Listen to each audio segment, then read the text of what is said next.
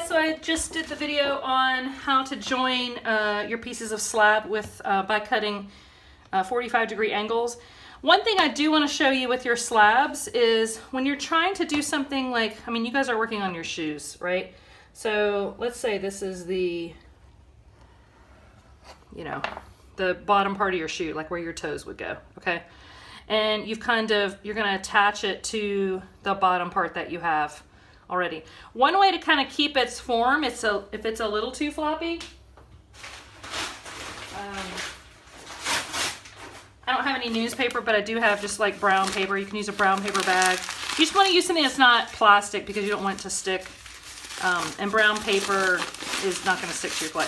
So I kind of, you know, soften it up a little bit. And then what I do with that is I kind of support my slab as it dries. So let's say I'm going to join it to this thing. I want to cut my bevel. Again, you want as much surface area of the two pieces of clay that you're joining to be touching.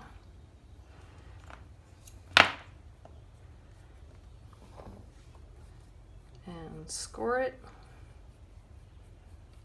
Think about like a shoemaker, a leather shoemaker. How is he going to do this? Add my vinegar. And I might wait to cut out my shape, so let's pretend this is a bigger piece. Okay. All right, so when I put that down, first thing I'm going to do is kind of mark where I'm going. And then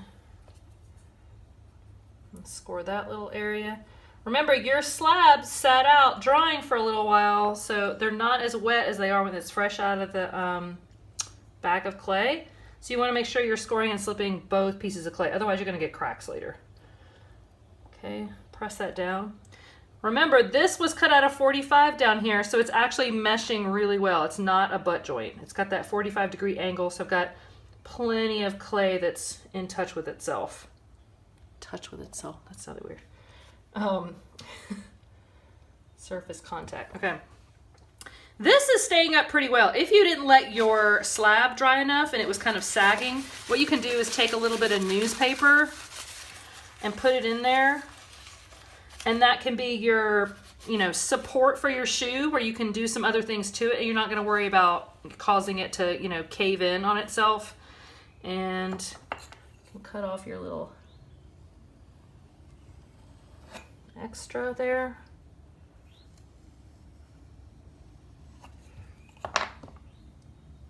And again, this is just the tip of my shoe where my toes would go.